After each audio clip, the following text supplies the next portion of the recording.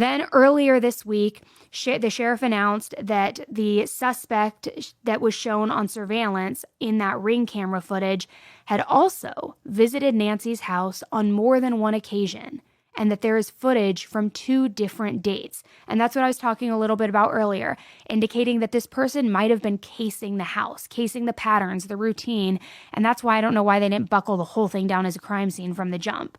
But there are now apparently 2 different timelines of when this person was seen around the property. Then on Tuesday of this week, Savannah posted another video. This time in the video, she upped the family's personal reward to $1 million. So the combined total of reward money is around $1.2 million. She also announced that they would be donating $500,000 to the National Center for Missing and Exploited Children, which I think is fantastic. But something that was different in the tone in this video versus the past videos, even though a lot of people in the public, I believe, unfortunately, think that Nancy is no longer alive, in past videos and even the sheriff himself, the tone has been, we still have hope. We still believe that she is out there. We still believe she's alive.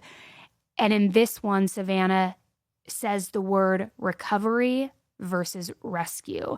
And she basically pleads like, not for a tip to like $1 million for any tip that leads to her mother's safe return, but just to the recovery of their mother so that they can have a proper celebration of life. They can properly have peace and grieve properly. Because as you can imagine, if you lose a family member or a loved one or anyone close to you, if you don't know where their remains are, it could be very difficult to try to close that chapter. And it would be difficult to go to an empty plot and grieve, in my opinion at least. Maybe not for you, but I'm just speaking for myself. So I think at this point now, they're upping the reward because to me, the sentiment sounds like we know she probably is no longer with us, but we would like to at least still receive her back so that we can give her a proper burial, a send-off, and a celebration of life. And who knows, maybe there will be a miracle and she is still alive.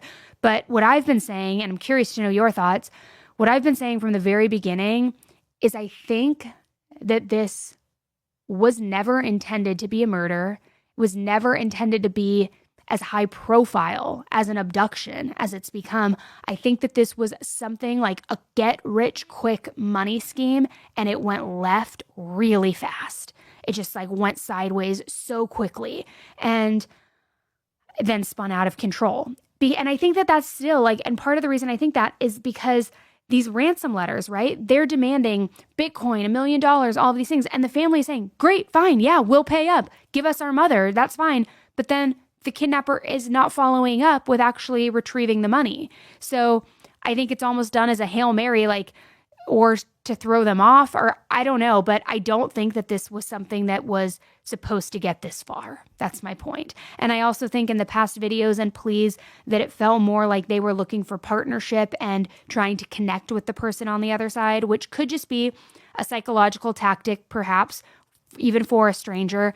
But to me, it felt like they were talking to somebody that they knew or possibly knew by extension by using the words of like, we'll figure all of this out, or like it's still okay. There's still time to turn it around. Things like that, to where maybe it could just be begging for mercy to a stranger, but it felt a little more personal to me. So I don't know. I don't know when we're going to have answers. I don't know if we ever will get the answer. I hope we do. And I hope that Savannah's family gets answers as to what happened to their mother and who is responsible. But this has just been a very high profile case, a lot of crazy rumors on the internet. And so I wanted to just take a beat, gather everything, kind of sift through all the information, and then jump on here now and let you know what we know. So that's where we're at right now. I will definitely keep you updated. We probably will do more of these like random off the cuff type episodes where I just give you the update very quickly. So if you're not following the podcast yet, make sure that you are so that you don't miss that. But yeah, let's just all pray for Nancy's safe return. And let's just hope that she is found soon one way or another.